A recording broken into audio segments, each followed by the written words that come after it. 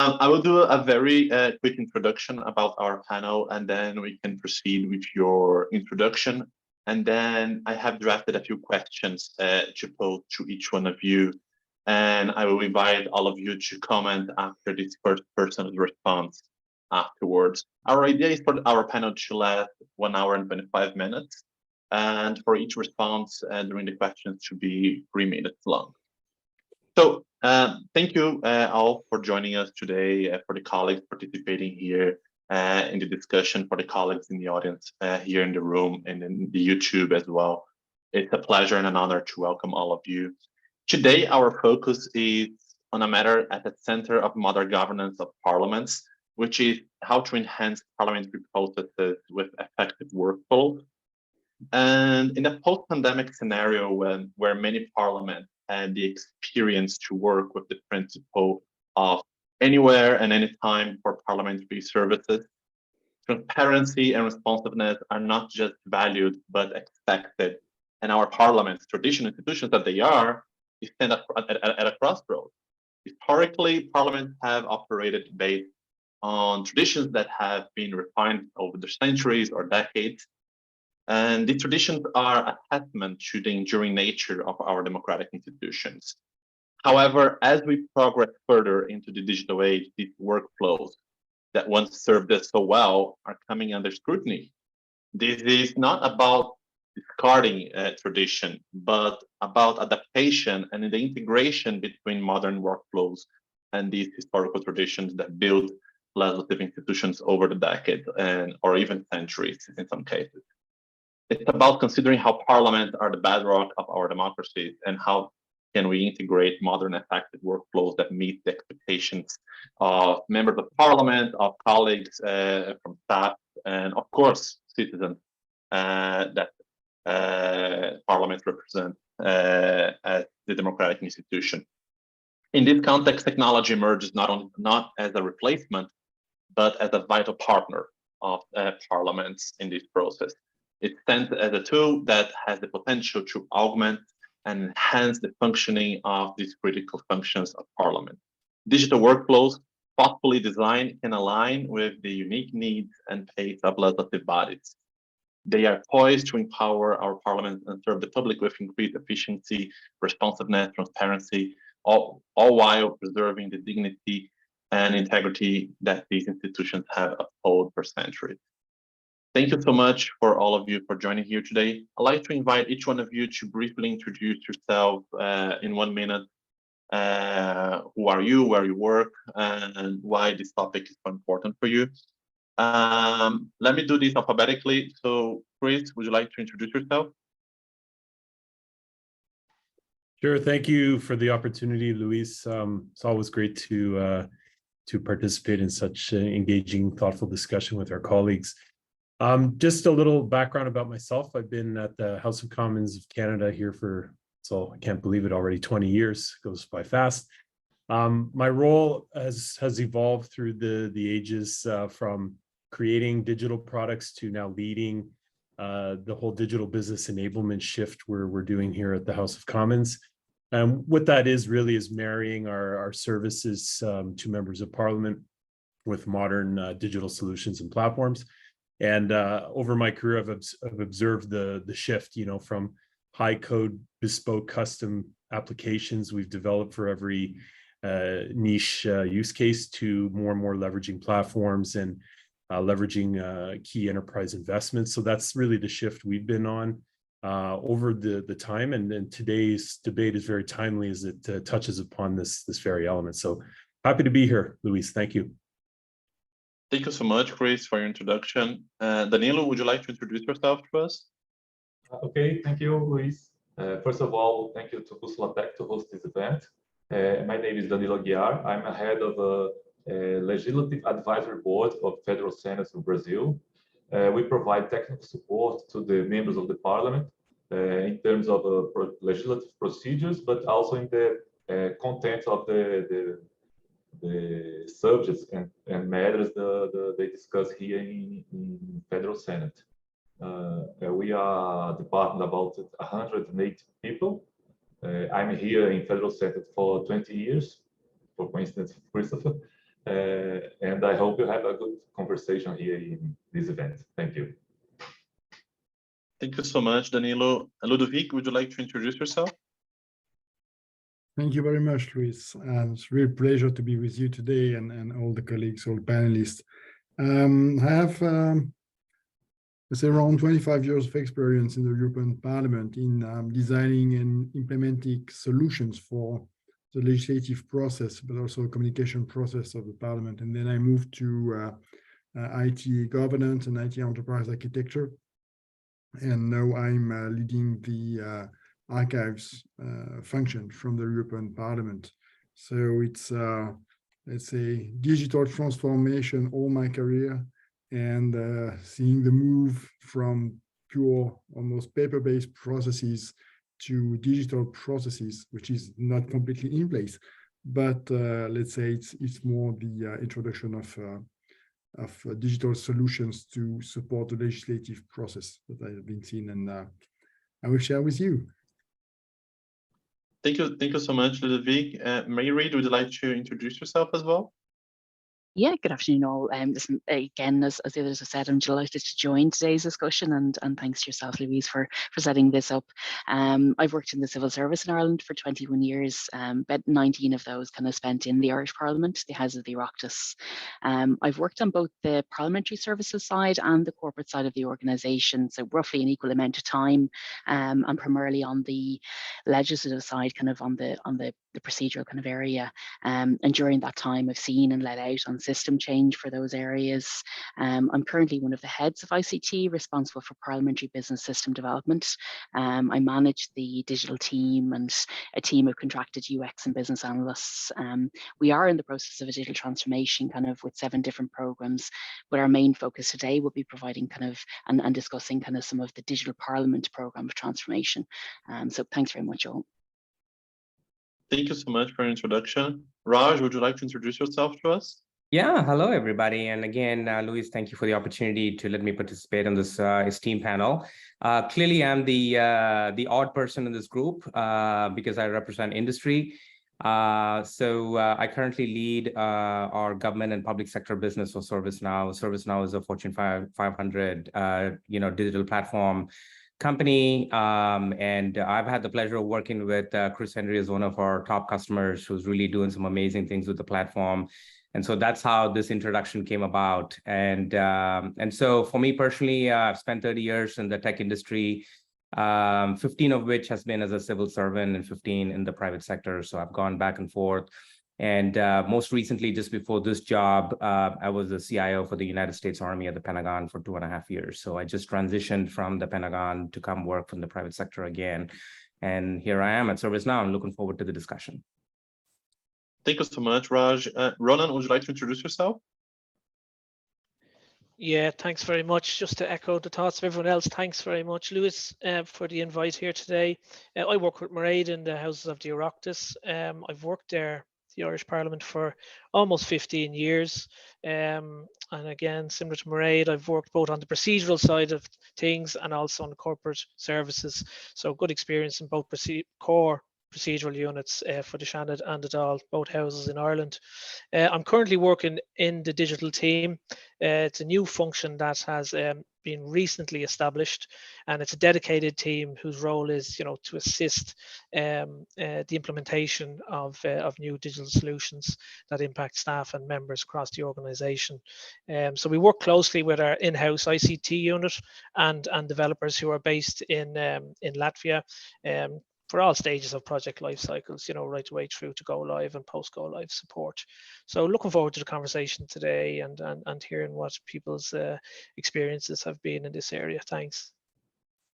Thank you so much, Ronan, for your introduction. Allow me to bring my first question of our panel discussion today to you, Ludovic, if I may. As I mentioned in my introduction, parliaments, they operate on time-honored traditions, many of which have been carried forward for centuries. But as technology advances and society expectations evolve, these workflows, they come under very heavy scrutiny from even internal users of parliament, but also external users, such as citizens and civil society organizations. From your vantage point within the parliamentary operations in the archive, how have traditional workflows impacted the efficiency and transparency of your department, in your case, the archives? And where do you see the most immediate need for innovation and change? Yeah, thank you, Luis. In fact, we have been at the heart of a kind of regulation conflict, because the archives in the European institutions are regulated by a decision from the Council from 1983.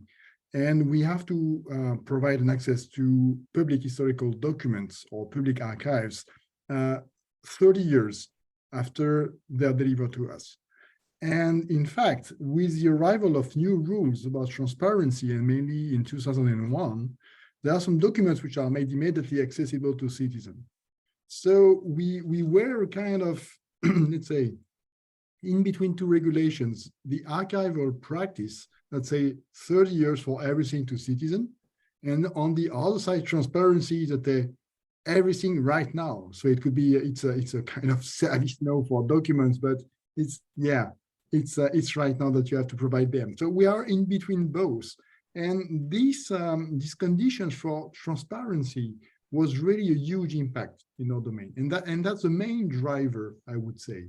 When you have 30 years to process documents, you can imagine that you have all your time, or you say you take all your time to collect them, to inventorize, and then to categorize, to describe, to digitalize. So you've got a set of activities for the time that you want to take. But if some of them are already available, people will not understand why you cannot aggregate both the one that will be made available right now and the one that you have to process and give an access in 30 years.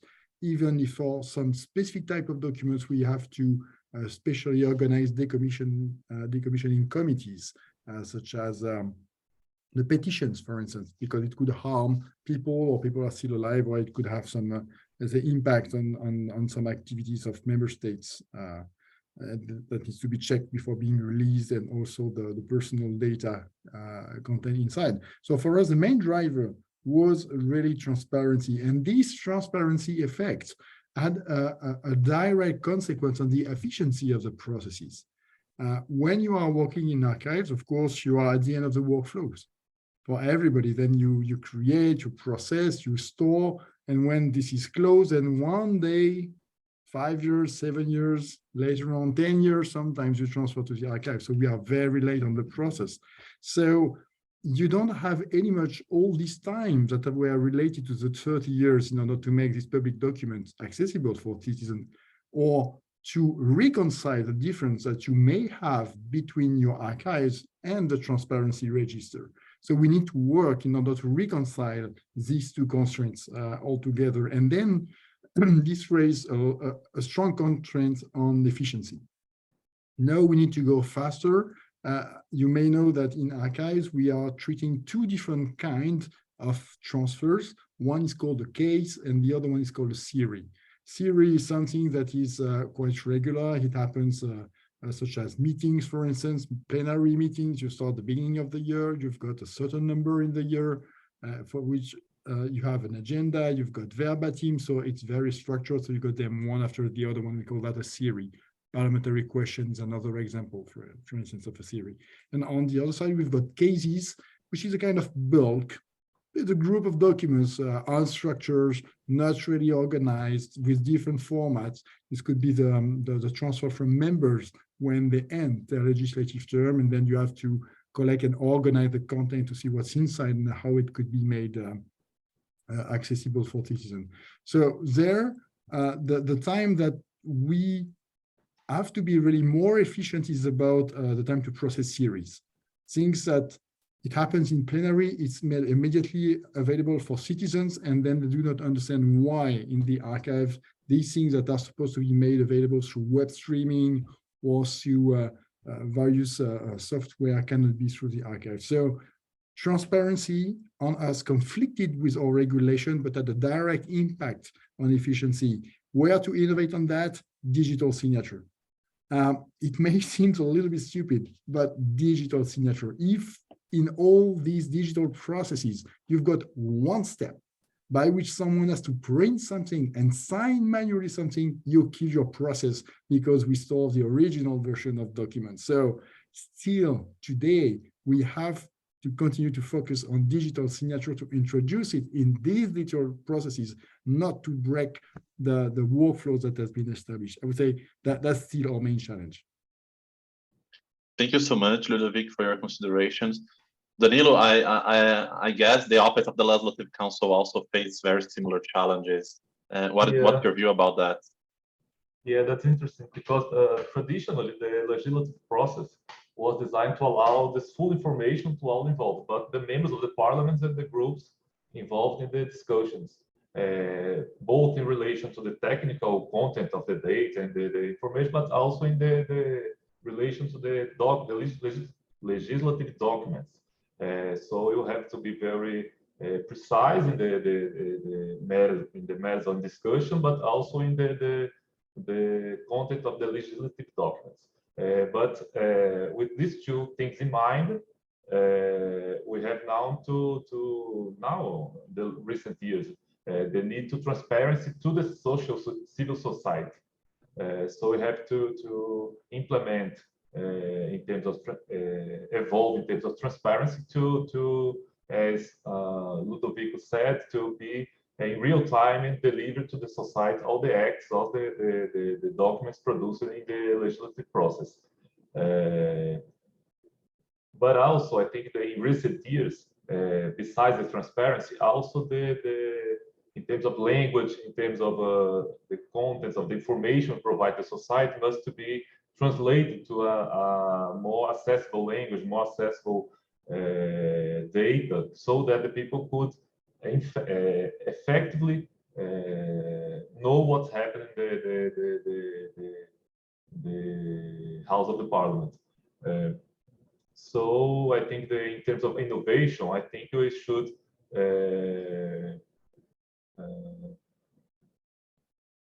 improve or treat better the information so that it could be more understandable to the civil society. We have to maintain the quality of the information, but also to be more accessible to the people, the people who want to get involved with the things in Parliament, what's happening in Parliament. So I think technology and the digital tools to make this happen. And the Federal Senate specifically is very keen to these values. In terms of transparency, we can provide real-time information of everything is happening in the House simultaneously. Every committee is in the plenary, but also is capable with the social communication to translate that to the society. We have the TV channel and the streaming channel, so that we can grant this information to the civil society. But I think is Luís with us?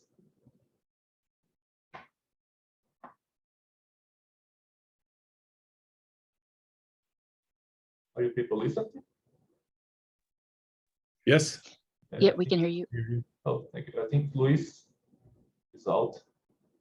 Oh yeah, he's. Oh, I think so. Yeah. I thought he was pondering your great debate there, Danilo, but. But that's it. I think it's the balance between the technical information with the in terms of accessibility to the people. I think it's the modern challenge to every parliament, I think. Absolutely.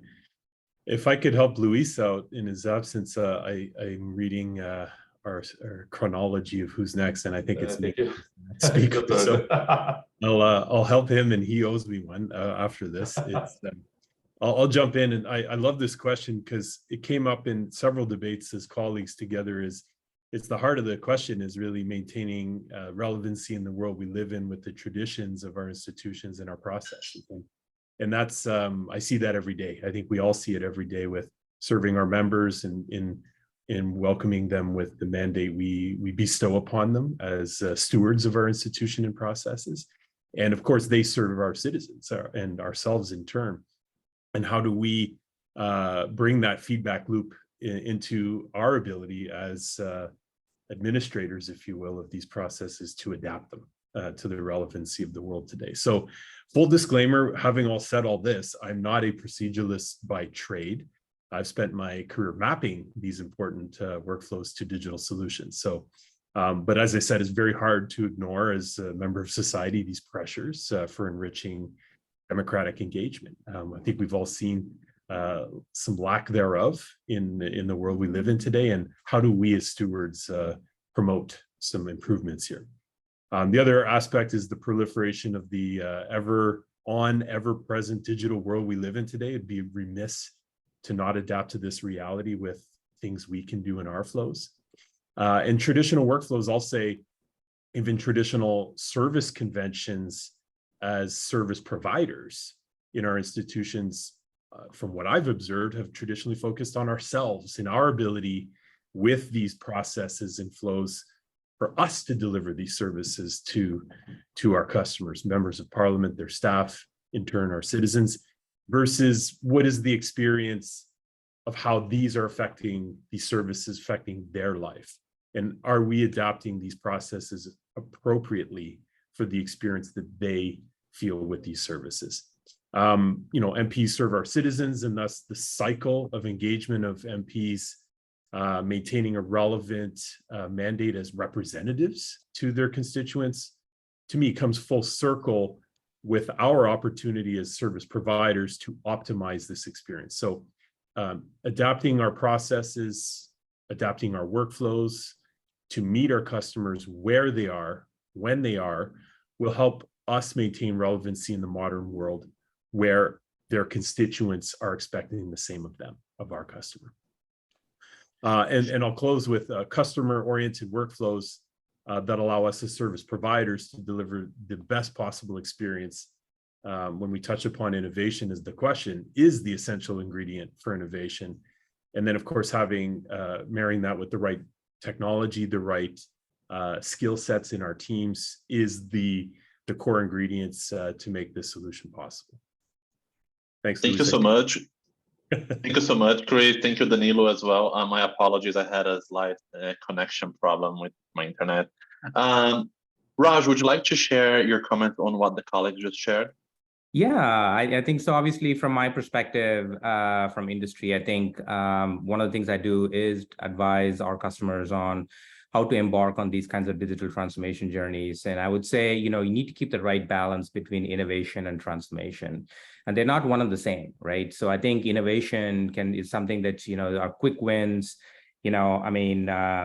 Ludovic talked about digital signatures, right? I mean, if that is your main key pain point, right, and that's what's stopping you from doing a lot of other things, it's important to go after that first and try to get that out of the way before you can start to get and talk about any major transformation. So going after the pain points, however small they may be, I think is important.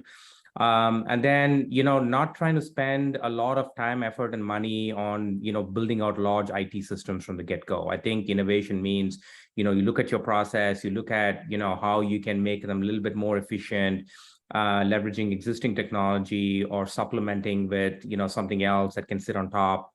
So, your barriers to entry are much lower than trying to go build a new large IT system. And so that's going to be important. But having said that, I think, it's important to have a roadmap of sorts. So you're looking at a long-term, transformation roadmap. And by the way, the transformation roadmap also needs to address, your workforce skill sets, because digital transformation cannot be done by completely outsourcing that to a vendor or a contractor. You have to build skills organically within your department, within your enterprise, to be able to carry the momentum, to come up with new use cases and new ideas, and really get the people that own the processes to have an active role in this. And if you can establish that right governance, that right framework for bringing all the right stakeholders into the discussion, I think it's your chances of making this happen are pretty high, because of the fact that the technology and digital platforms like the one we have at ServiceNow, the adoption is not hard. It's easy, but you have to be mobilized on your end with the right people, and bringing the experts, the domain experts, to be able to build and automate these workflows. Thank you so much, Raj, for your considerations. Mairéad, would you like to round?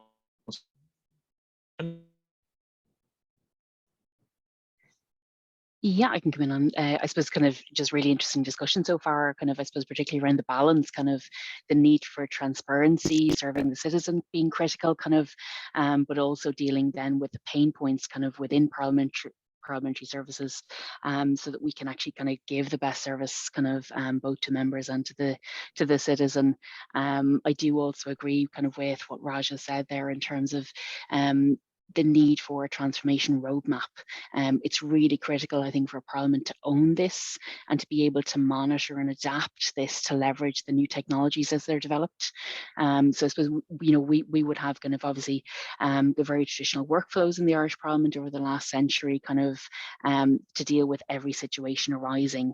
They're, as usual, kind of with all workflows, they're heavily reliant on manual processes, kind of which depend on high levels of procedural knowledge experience, and we are having to adapt kind of as through this transformation kind of to make sure that we can I suppose ensure that the data that we're processing, how the information is stored, how it's made available to the public is a much smoother and streamlined process.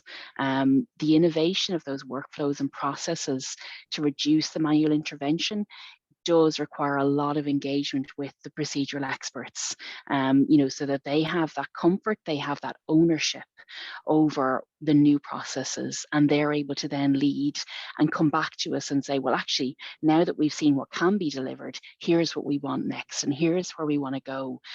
So it becomes a partnership, I think, kind of in terms of how we can, I suppose, guide the business to say, look at these technologies, look at the potential of them, and now kind of work together to deliver the best outcome. I think kind of using integrated systems, so the data required is available to kind of staff and to members and to the citizen at all stages of the process is really critical for innovation, because I suppose data is the key piece that we need to manage right throughout. We need minimal intervention kind of after Parliament have made decisions, before that data gets out to the public. Our work to date is focused, I suppose we have focused initially on dealing with some of those pain points, developing workflows of parliamentary staff to deal with those intricacies of parliamentary procedure, and also then improving how the work of Parliament is shared with the public, kind of moving from old paper-based kind of order papers to electronic, fully searchable and easy accessible means for all work items to be viewed. I think kind of we'll be looking next in terms of how we can use the likes of automatic speech recognition to help us to provide integrated streams of information to the public and give it to the public in a way that they're used to using, kind of in terms of how they're using kind of other social media. Thank you so much, Mairéad, for your considerations. Allow me to bring my second question to you, Danilo. In every parliamentary system, departments save a myriad of users and stakeholders, each bringing their own expectations and demands to the department, as you might be very well familiar in your daily work. My question to you is very objectively, who are your primary users or stakeholders that interact with your department and your services? And how would you describe the nature of your workflow relationship with them? And my second question is, how might this relationship be enhanced or reimagined in your view? As I said before, we provide technical support to the members of the Parliament so that our main stakeholders are the senators and their teams. So in the work by demand, They requires a bill draft or a bill to be drafted or a study or a technical question, and we provide these products. Annually, we have about 2,000 to 15,000 annual tasks that they received and delivered through our workflow system. In recent years, we have managed to reduce the average time of delivery, but even in during the pandemics, the time the pressure to answer to these demands get even harder, so that we have to adjust our workflow so that we could satisfy the demands. But we also perceived that not only the technology could provide could improve our efficiency and reduce our average time. We use adequate tools and the workflow systems, but we perceive that we need a more personal contact with the parliaments so that we could understand the context they need the information. The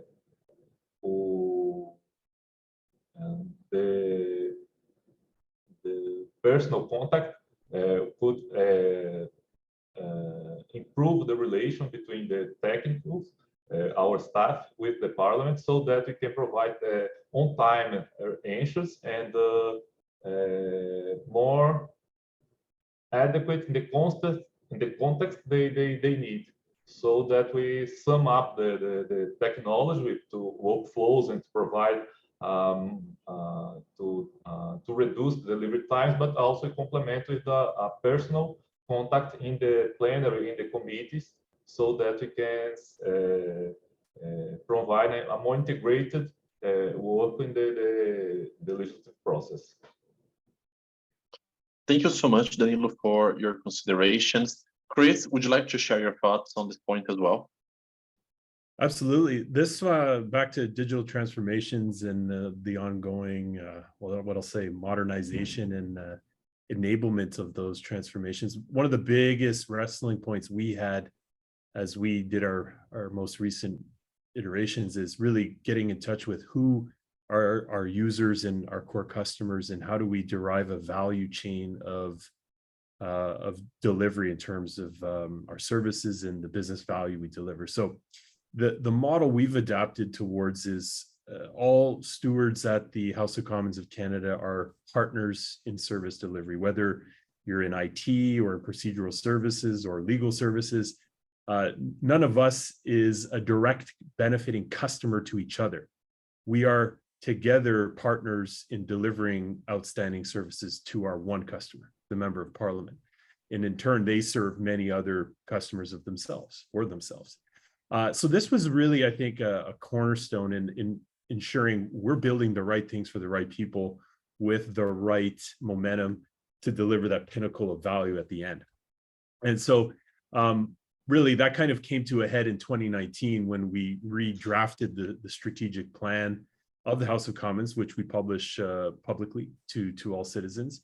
And really when we started to reevaluate the dynamic of our landscape of products and services we've created for each other, we realized these aren't so well put together in an integrated fashion to deliver in that sort of one House of Commons, one team, one momentum toward value delivery to our customer, the member.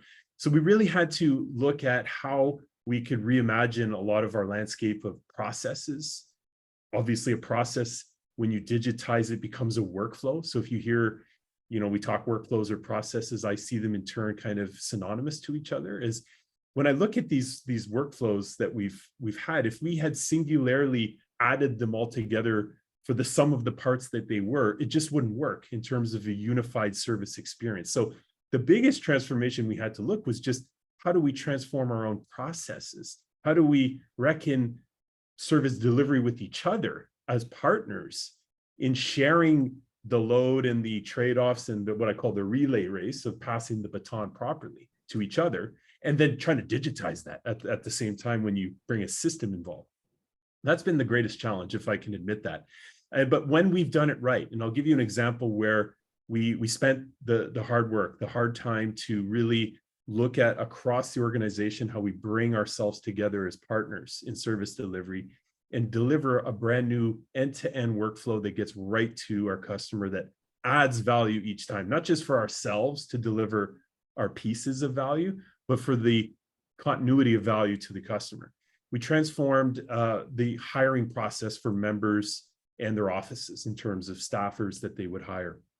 And really what we did there is unite on a common flow, one flow for the entire institution, to allow each other to contribute and add value as we went. And in turn, what we got was a resounding feedback in terms of quality improvements, speed improvements, like I said, accuracy, and more, an enjoyable experience, something that they weren't dreading to say, oh my gosh, I need to hire someone else and I got to go through all the burden of sending forms and processes that are discontinuous for me as a customer, but help each service provider in their little world. But now this flow, this workflow is adapted to the customer's reality. The member is feeling that we're responding to their needs as a whole team, as an institution. So what I've been trying to do in my role is now copying that process, that win, and looking at our next and best processes that we need to reform. So essentially, the heart of the question is, who is your users? How do you reimagine an experience for them? And the core of the matter is getting in touch with what I'll call the value chain of delivery of service excellence. And then once you have that, it's a matter of organizing yourselves, leveraging strong governance in your organizations to move that forward and sustain it. Thank you so much, Chris, for your considerations. Raj, would you like to comment on that as well? Oh yeah, absolutely. I think Chris said it 100% right. And in fact, I had the honor and pleasure of being with him at the House of Commons 2 months ago in Ottawa. And I saw firsthand the relationships that he's built with his stakeholders and how integral he and his team are to the running of the House of Commons. And so true role model there, if you ask me, in terms of how to do this right. But again, in terms of best practices, I would offer maybe like 6 steps. I'll just summarize what Chris already said, but it's like 6 steps, right? And I would say the first one is really the most important one, and that's establishing a good governance. And so, this has to be something that's, a tight partnership, with the process owners. It can't be where you're building traditional IT systems where someone gives you a set of requirements and then IT goes off and builds it, right? That's the old way of doing things. That's not digital transformation. This has to be where it's really an agile team. It's an integrated product team where, the IT is working with the business owns it, should be driving it. And IT should be, really, kind of advising and showing them the art of the possible, how technology has come so far and how it can actually influence and change those processes. And so that partnership through governance with all the right stakeholders is absolutely critical. Step number 2 is you got to take a human-centered design approach to this, right? So which means that it's got to be persona-driven.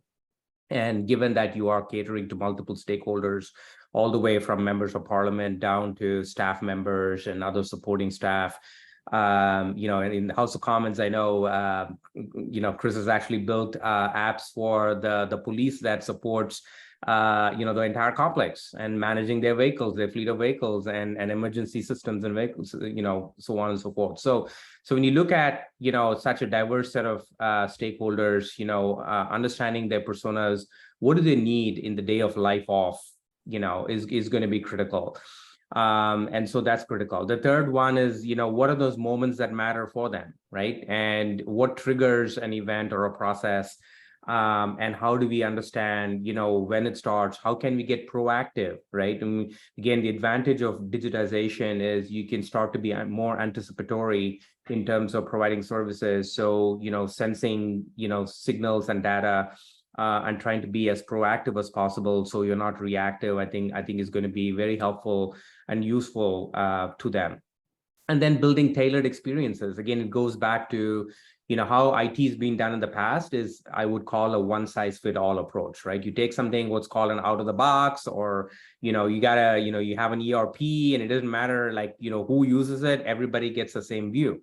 And I think those days are long gone. And so now, going back to what Chris said, is, trying to make this a very pleasant experience for users means that you really have to, tailor those experiences. And again, this is not rocket science. This doesn't mean that we're building separate systems for different sets of users, but how you design the user experience is going to be absolutely critical to making sure that you have these pleasant experiences. And then, I would say, finding early adopters and champions is critical, right? And you need those quick wins.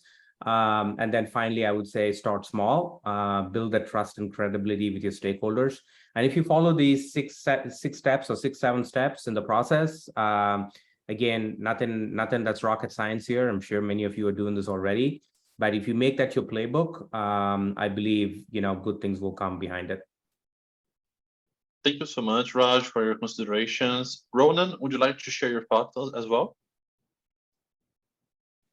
Sure, yeah, thanks very much. Great experience being brought to bear here in this conversation, that's for sure. And I agree with all the contributions that have been made here. Just to touch on something Chris said, that the biggest wrestling point is getting in touch with users and customers. We've absolutely found that to be the case here in the Oireachtas. Our main key stakeholders are members, staff, and public. But in terms of the members, of course, members have huge demands on their time, conducting parliamentary business, engaging with their constituents, and then they have the parliamentary duties in-house and committees. And what we have found is actually, we found some difficulty in getting time with our key users, i.e. members of Parliament, given that they are so busy. So, it's something that has become really apparent to us throughout our journey, our digital transformation journey over the last 5-6 years. But like, in an effort to enhance this relationship and improve the opportunities for engagement with members of both houses, we established a members engagement forum. And this was basically with a view to engaging with a select group of members periodically on all elements and all aspects of digital solutions that impact them. And we found that, it's a subset of members. We found that it has worked well to an extent. We go to this group when there are member-facing digital solutions being developed, when they're past development stage, when they're live and so on. We look for their feedback and we look for their input on these things. So definitely, that's something that's true to ourselves here in Ireland. And again, something that Raj touched on, start small. And that's definitely something that we have done as well. We kind of, when our digital solutions are going live and they're being pushed out to the users, we have a staggered approach. It's not a big bang. We don't go live to all members and all staff. We kind of adopt a staggered approach, which we have seen real benefit from that. And we've learned a lot from that. So yeah, it's very much similar experiences. I think, Mairéad, you probably agree on that, from the contributions here. But in terms of staff, they're also a key stakeholder here. The digital team was established. I'm a member of the digital team, lead the digital team. It's comprised of staff who have procedural experience, so they have procedural experience and understand the business perspective, but they also work closely and close proximity with ICT and the developers. So it's a vital link that we've established there throughout all phases of a project life cycle, and ensures the business requirements really are successfully identified and ownership is achieved with end users, which is crucial. So I think I've gone over the 3 minutes, so I'll leave it there. Thanks.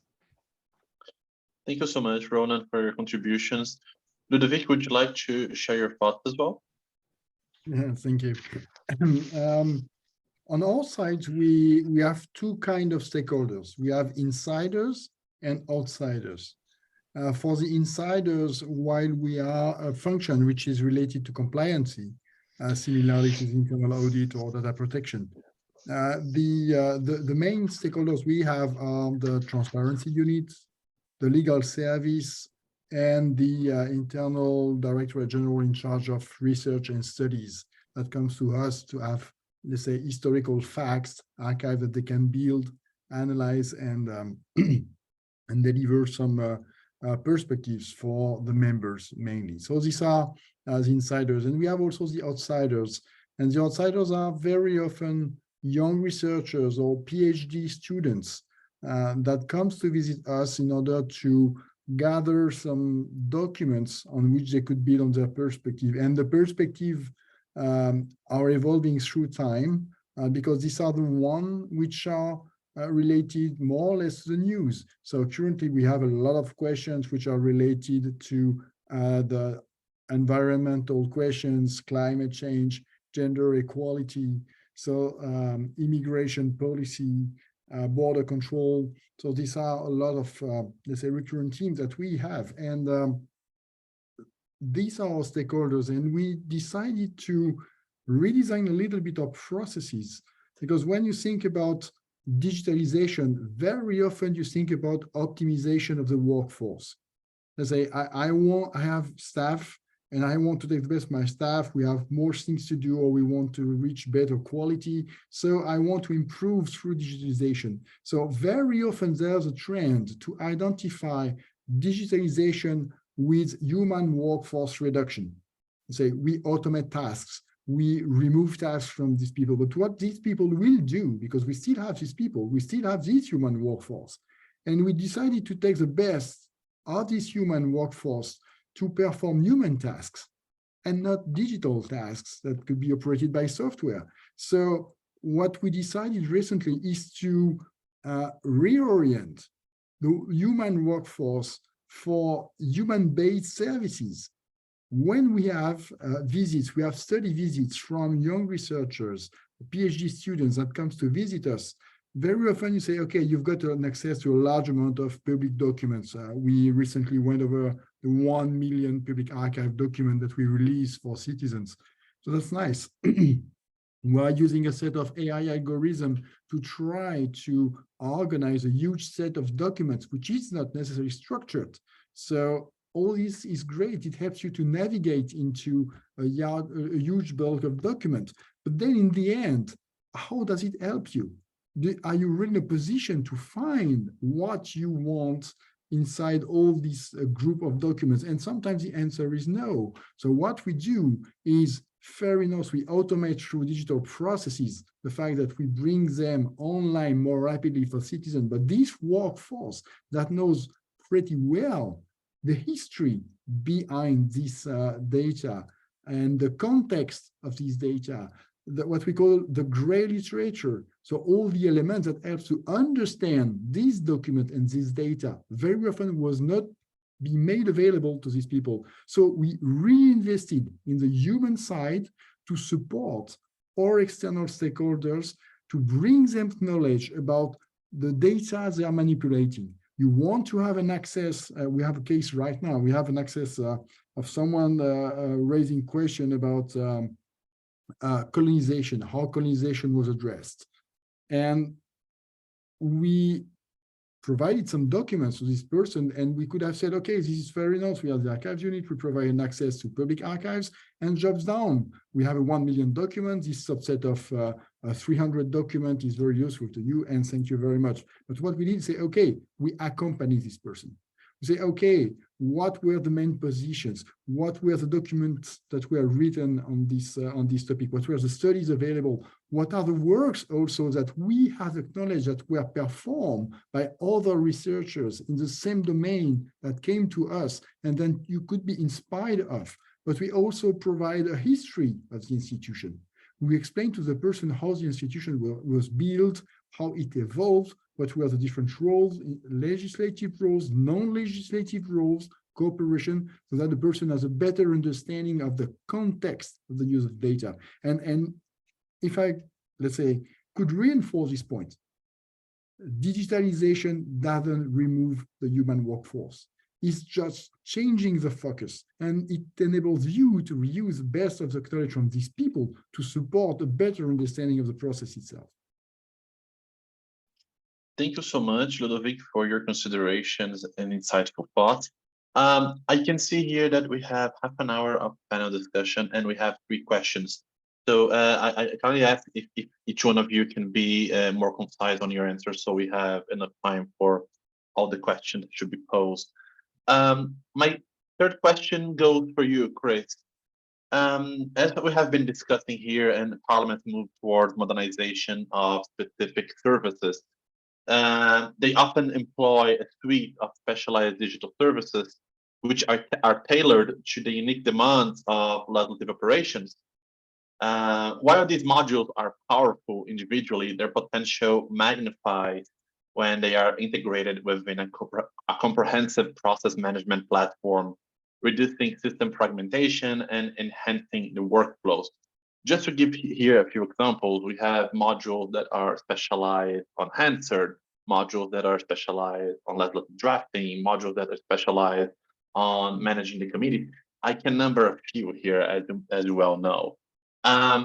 Given this context, how essential do you see a centralized platform in streamlining these specialized services? And what challenges and benefits might arise when blending these diverse tools into a cohesive workflow? Chris, would you like to share your thoughts on this? Yeah, absolutely. Luis, thank you for the question. And I'll just take the opportunity, something Ronan mentioned around an engagement forum for members around getting in touch with our customer better was brilliant. We've tried, and like was mentioned, the precious time they have, or how little it is for us to engage in. What we've traditionally done, I think all of us, is we've made interpretations of their needs, or we've read the tea leaves, or we've we take the we know what's best for them mentality, you know, as through interpretation and adaptation, we would conceive processes and solutions. I think the time is upon us to really reflect on that. And I took some notes and might reach out in terms of how you stood up such a practice for engagement. It's brilliant. But on this question specifically on fragmentation, I think it builds upon something I mentioned of partners in service delivery and how we should be looking at things more integrated in terms of not just our processes, but obviously when you bring processes together and you look at digital solutions for those, how do we more and more leverage, let's say from a cost perspective, but also a value perspective, you know, more coherent solutions. And that's certainly something we've always had as a mentality. And Luis, you mentioned different modules for example, just in the legislative side of our business.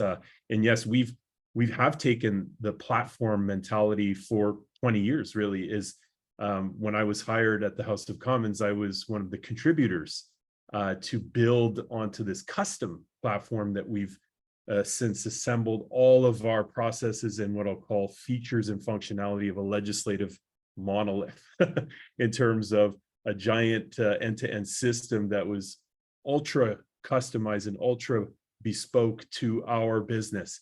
And that's because it was out of necessity. You couldn't go on the market and say, I would love to go and buy a Best Buy or a retailer, or even in the private sector, a company that had such a solution that was ready to go. So we, out of necessity, were forced to build it. And therefore, in the building mentality is, what's the requirements? How far do we go to ensure that every little process and feature are completely in tune with how the service is delivered for the customer expectation, and of course, the legislative process. So that's the world we've been living in.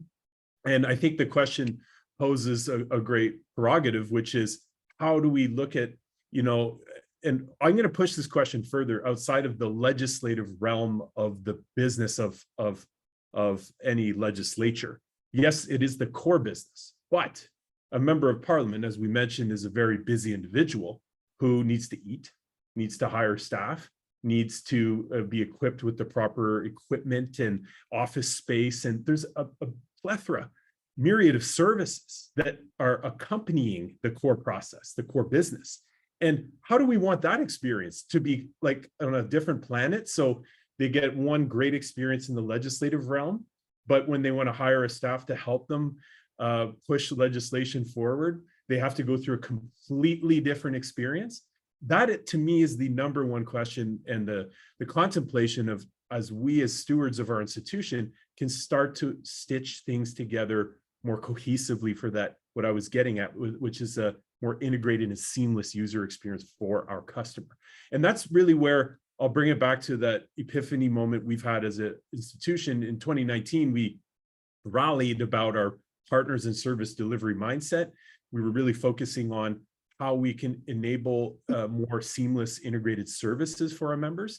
And that's kind of where the whole, how our platform play around, we need more visibility. We need more insights and analytics of how members are consuming our services across the board, not just from a legislative perspective, but when they're consuming our food or hospitality or transportation, corporate services, campus services. How is that end-to-end experience going for them? We were reading the tea leaves, making assumptions, waiting for just random feedback of if it was going well or not.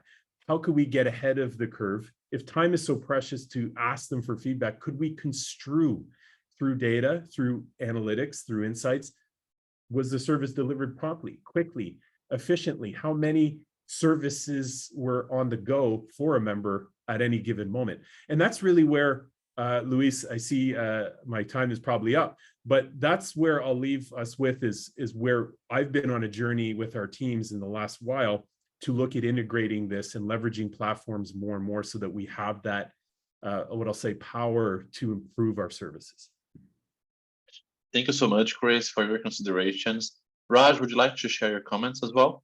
Yeah, I think Chris said it really well. And in fact, I think how he's built, taken the ServiceNow platform to build this kind of what I call total experience has actually led us now as a company to start building out a solution for legislation management. So we've now actually built a solution out based on all those best practices that he's established. And the intent is, exactly what you just said, right? Today, you can't go to the market and say, hey, I want to buy an end-to-end, legislation management solution. Well, if you buy it, it's going to be highly customized. But how can we do this on a platform where we can kind of, cater to the 80-20 rule, where maybe we can build a solution on the platform that kind of gets to 80% of the use cases, and then the last 20% can be configured by the user. So we have actually developed that.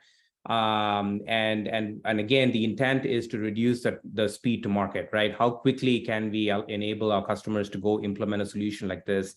And then, leveraging the benefits of the platform and providing that total experience. So having said that, I think I would focus on two things. One is, the user experience has to be key. And when you look at all of these bespoke systems, these siloed systems that have probably been built over the years in any one of the parliaments, it's a different user experience, right? So a quick win really is to take a platform, like ServiceNow, and use that as a layer of engagement to sit on top of these systems and provide a nice, clean, intuitive user experience and obfuscate all of that backend functionality legacy from those legacy systems. And that's a good, easy start. And then the second place to start with is, gap fillers, right? Where do you have gaps in existing processes that your current legacy systems cannot meet? And if you take those two approaches to start to build out your kind of platform strategy, that would be a great way to do it. And I think Chris has demonstrated that really well in Canada. Thank you so much, Raj, for your considerations.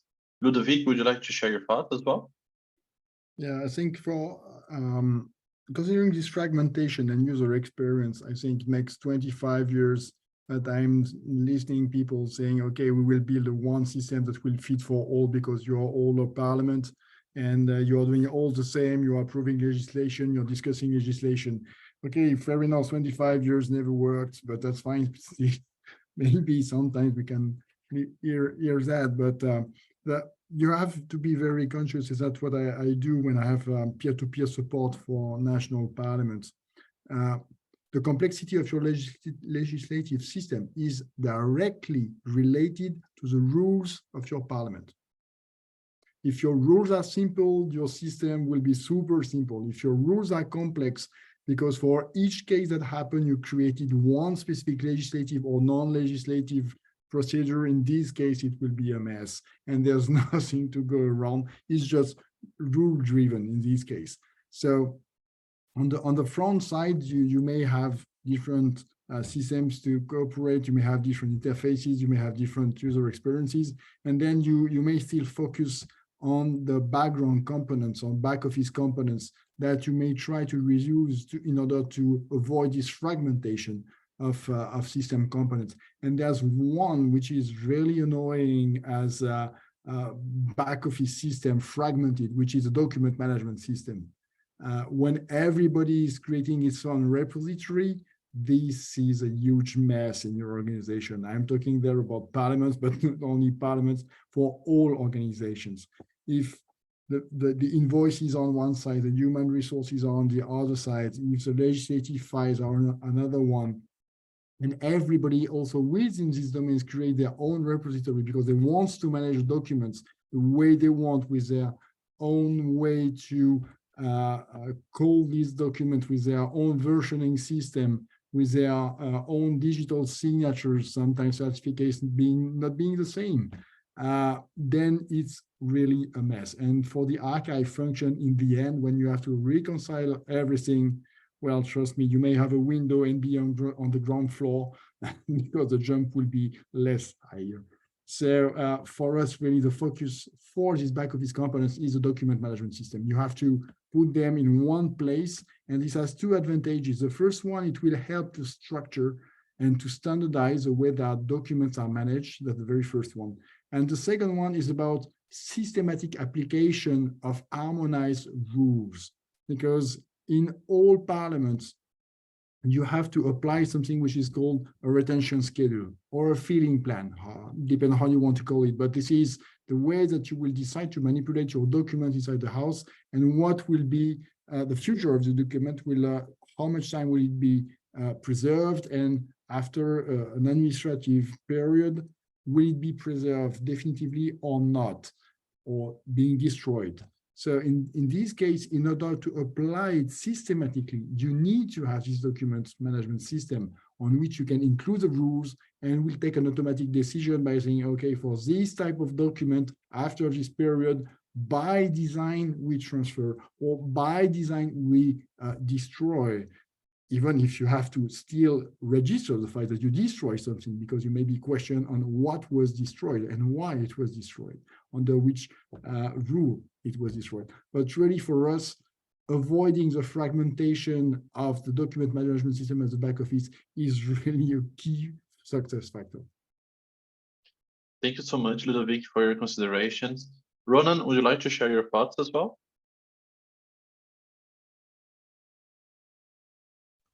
Sorry, couldn't find the mute button there. Thanks. Yeah. Yeah, again, I agree with the contributions on this question. From our own experiences in Ireland, like same, I'm sure, with everyone on the call, like we very, very paper-based, siloed mindset. You know, that was the House of the Oireachtas prior to this digital transformation journey commencing. And I think we're slowly starting to turn the tide with that. But to answer the question, you know, how essential do you see a centralized platform and streamlining these specialized services? It's crucial. It's absolutely crucial. You know, you can't have people working in silos, unaware of what is needed further downstream.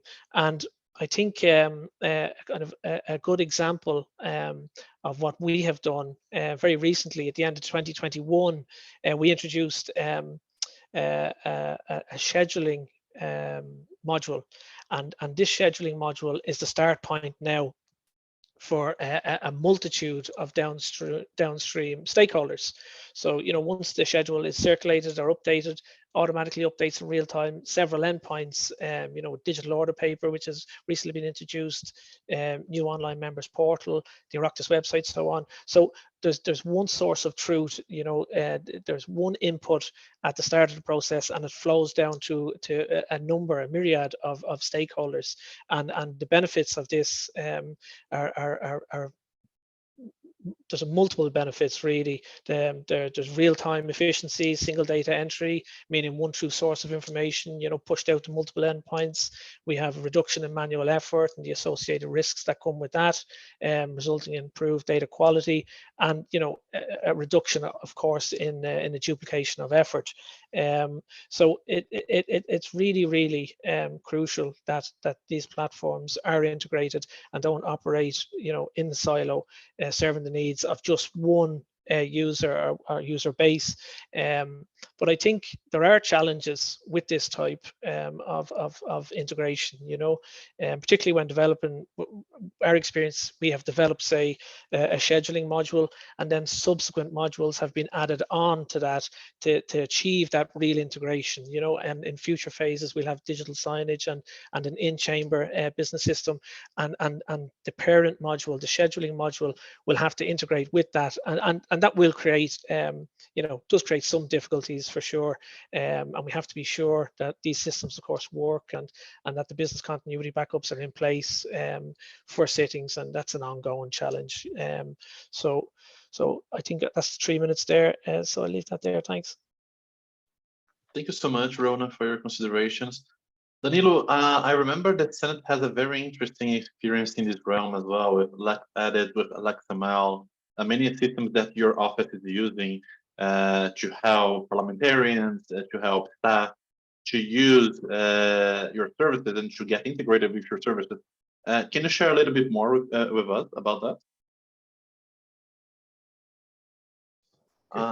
Okay, thank you. Yeah, we have a lot of tailor-made service from for the digital legislative process itself, but also for information and the streamlining service and everything. We are trying to integrate some of these tools in a unique app. We are focused now in the tools that are used directly by the members of the parliament. After the pandemics, we built the tools to online voting and online participation, and that is still in use nowadays because the senators enjoyed very much this tool, so that they can participate more of everything that happens in the committees and the plenary, so that they have one app to vote, to check what's happening in the house, and access the bills that are about to vote and to discuss. And the main goals to this app is ease of use and to give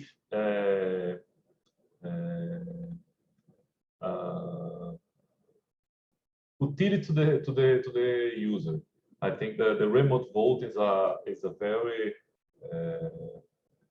important tool for the parliament, so that they want to use it, and so that these user-driven tools are very very important to the success of the app.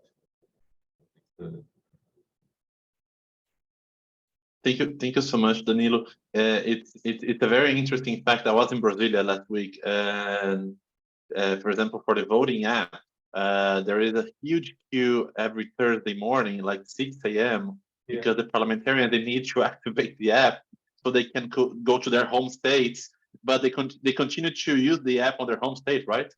Yeah, they have to be in Brasilia to be present, and the start of the day, but once they mark this presence, they can vote wherever they are. So it's turns it more easy for them to be in their constituency states, but also participate in the voting. So it's Thursday morning. They do this a lot, and sometimes in Wednesday and Tuesday they have a lot of commitments outside the building, but they can go there, but also participate of the events. That's an interesting idea, and it's very useful for the parliament, members of the parliament. Exactly. Exactly. The Senate is implementing a strategy of anywhere, anytime very well, actually, to enable senators to do that. And very secure, because they have face detection and the certification, so that we sure that the voting process is secure and represents his will.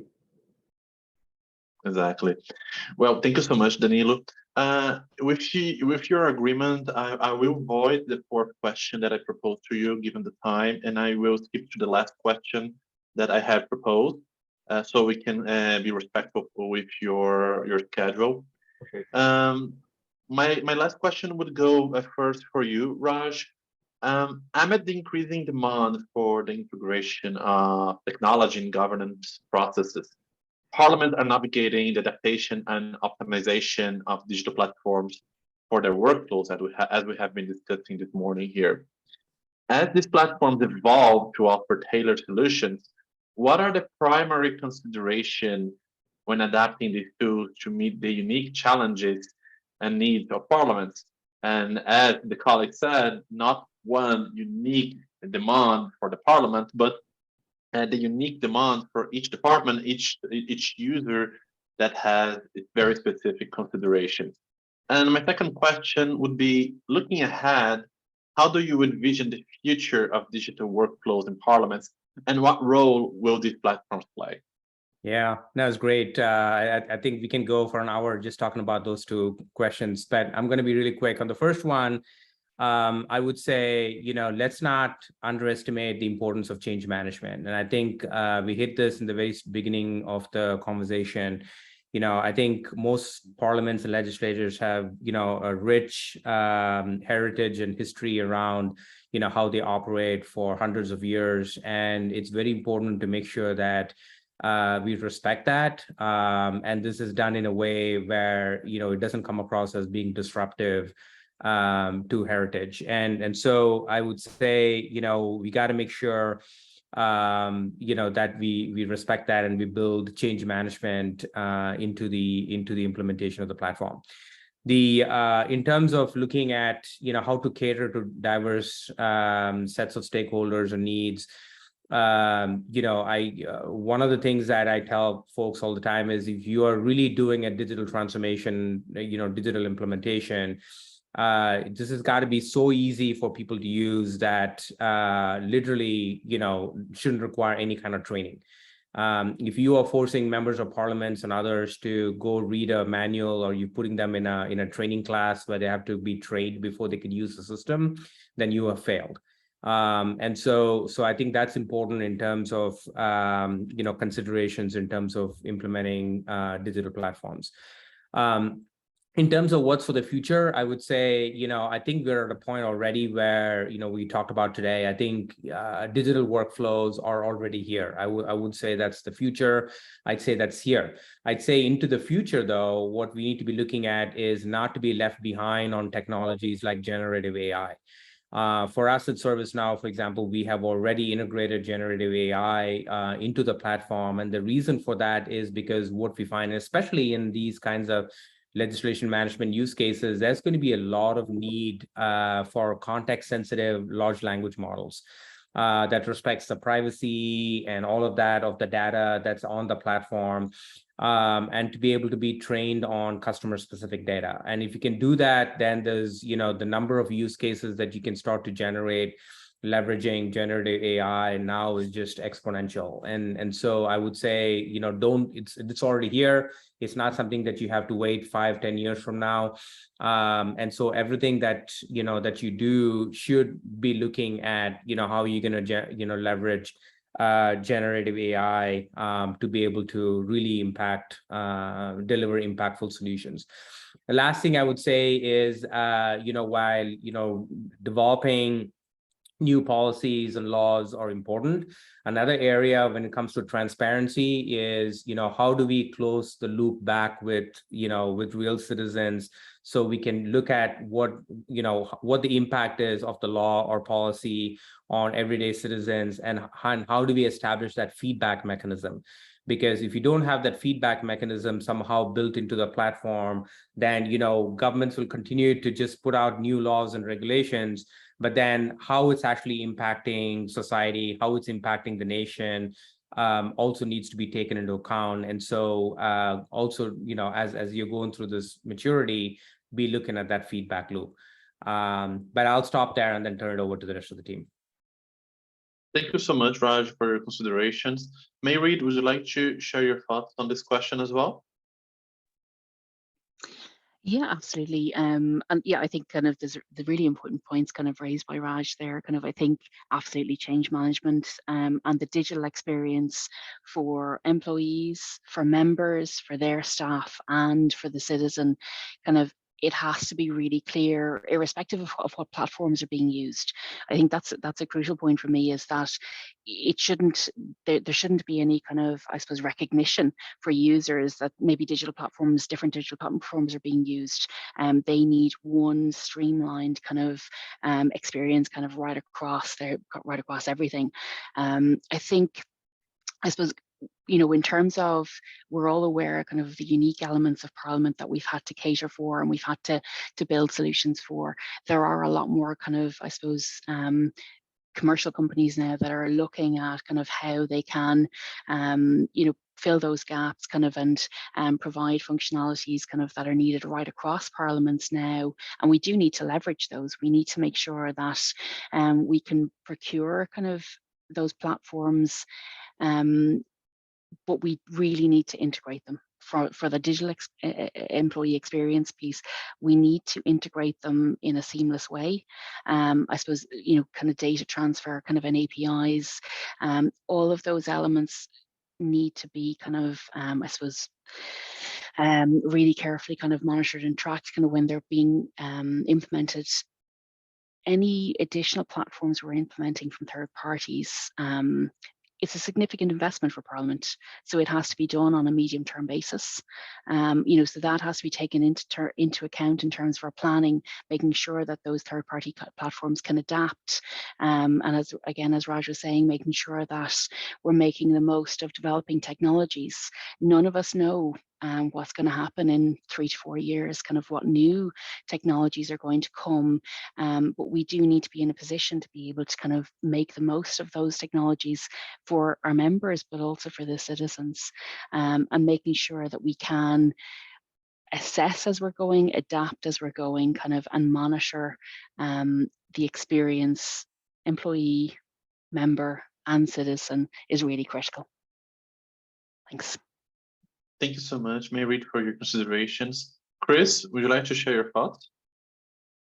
Yeah, I'm going to bounce this one on a little bit of devil's advocate on, although I've been on a platform kick, I'm going to realize a reality that, I build upon the topic that we have many industries, many types of professionals employed in the ranks of Parliaments, from legal professionals to HR professionals to carpenters to, we run the gamut in terms of specialized skills and labor forces. That is there a platform that all can thrive on to deliver their services and deliver that Goldilocks zone of amazing end-to-end user experience? I'd say there's a balance. We certainly don't want to have a bespoke, customized product like Mairéad was saying, of procuring thousands of special systems off the market and then trying to integrate them all by happenstance. It's really not a reality. But I think the truth is somewhere in the middle of the systems we can optimize in terms of bringing workflows and business processes to be more adjacent to deliver a user experience. We absolutely must, from what is, let's say, received as an experience by our customers, by our users. As things move down the stack, if you will, the back office, that's where I've seen the need to have a little more flexibility insofar as an ERP system, for example, or specialized systems where the industry leaders are clearly best positioned to deliver that experience, where we hire professionals from that industry and want them to have a great service provider experience too. And the real challenge is to marry the two worlds of that end-to-end customer experience platform approach that we as providers can have the beautiful insights, analytics, let's say dashboards that we can drive improvements on our services, but not necessarily force fit every type of business we have in Parliament to be on this one Uber platform and a monolith, another monolith. So what we've seen is looking for platforms that have the ability to have orchestration and integration inherent in their DNA, if I may. So that, yes, we can tailor and deliver workflows as we need to and stitch them together, but we can connect those specialized systems that we're not going to upset or remove from our ecosystem, and that they can thrive together. That's really where I see the balance in a platform play, with still respecting, let's say, specialized products in our ecosystem. And then we as digital providers here must find the best way to put those together. And that's no small feat. It's really the reason I exist. And I'm happy to be on this journey and to share it with you all. Thank you so much, Chris, for your considerations. Ludovic, would you like to share your thoughts with us? Yeah. Let's say for the future of digital workflows, we can take the good old-fashioned saying, okay, whatever we do in the Parliament, if we do a business map, it will be split into three different categories. The first one will be business-oriented. The second one will be support-oriented. The third one will be governance-oriented. So business is everything which is related to our rules. Support is everything that makes them work. Could be logistics, could be human resource, could be IT, cybersecurity. So everything you put in finance, everything you put inside, and then governance is how you intend to drive all of this. So fair enough. Good old-fashioned, it works. We can say that, okay, the systems that we will design have to support these three family of processes. But let's say I will take another focus, because that's why we're here, in order to have, let's say, different views and to express them at least once. And I would like to take two different steps. The first one is back to the roots. Who are we working for? Members, full stop, nobody else. So we are there to empower members so that they can perform their duties and they can support a sustainable democratic system. That's why we are here.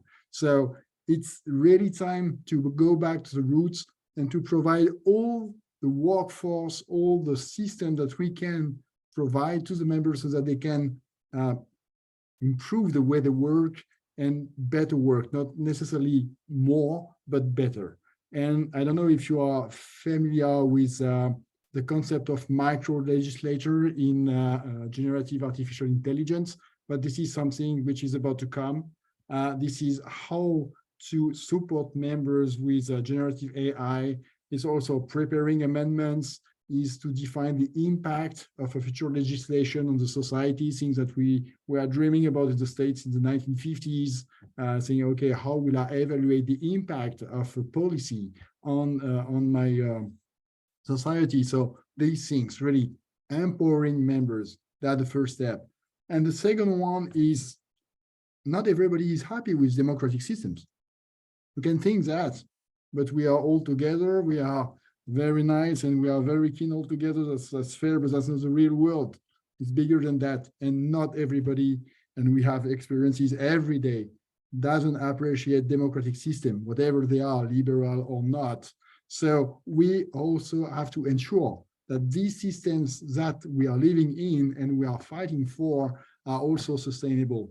And for that, we have to fight against fake news, because still people are looking for information and building their own information to criticize their system. Maybe they're not perfect, and I'm fully aware, and I will fully agree they are not perfect, but they are not the worst one. Trust me, go thousands of kilometers, there's a little bit more from Europe, and you'll see that you can find something which is largely worse than what we have.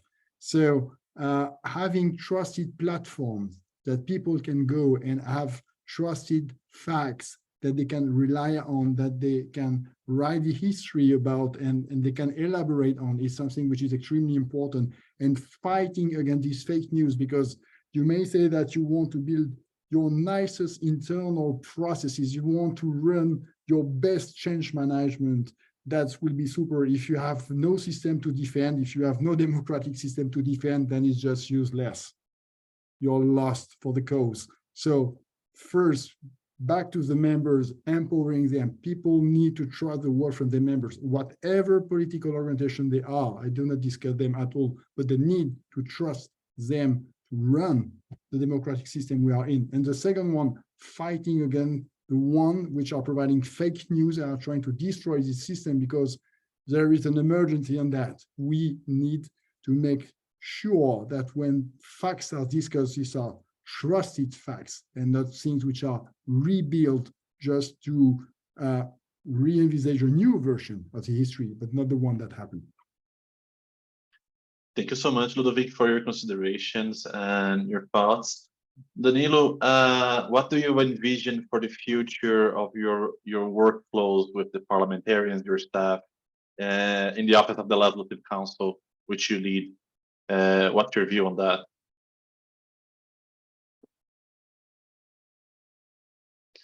Acho que você está no mudo. Okay. I'd like first to agree with Ludovic, back a little bit to the roots. The legislative process depends on the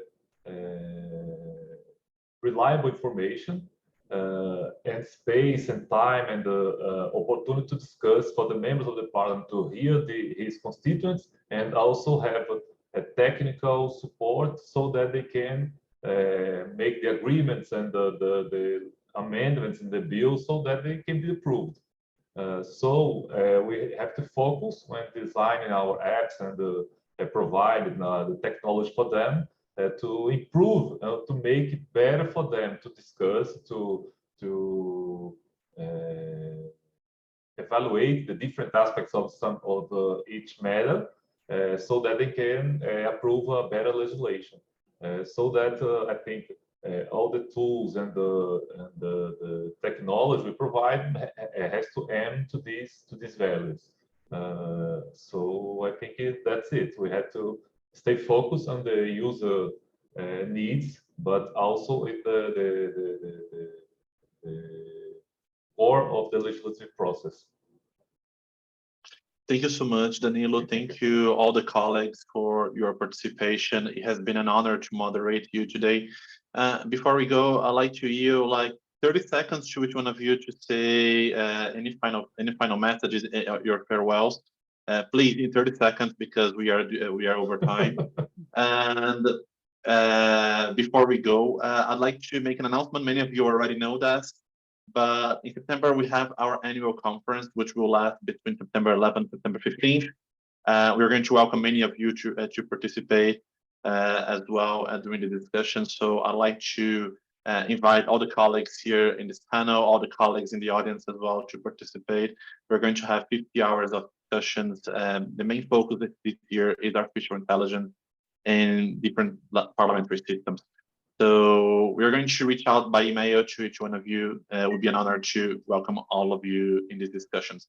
So to the farewells, I like to do this alphabetically the other way around. I'm going to start with Ronan, and this time, Ronan, would you like to say your farewell message? I thought I had a few seconds there. Yeah. Thanks very much, Luís, to you for organising this. Real insights and clearly great experience brought to bear in the conversation, and certainly myself and Mairéad have a lot to think about, I think, you know, when we touch base on this. But look, just say thanks very much to everyone. It's a real eye-opener, some of the contributions here, and just thanks again. Thank you so much, Ronan. Raj, would you like to share your farewells as well? Yeah, likewise, Luís. Thank you for organizing this. I think tremendous insights from each of the participants. It's very clear that each of the members here on the panel are change agents and are driving transformation at scale. And truly an honor to be a part of this panel. So thank you again for the opportunity. Thank you so much, Raj, for your participation.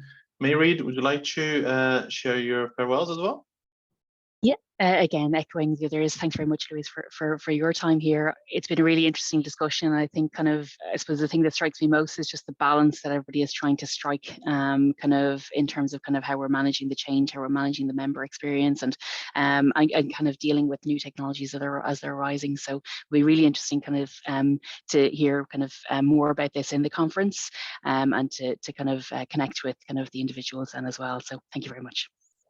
Thank you so much, Mairéad. Ludovic, would you like to share your farewell message?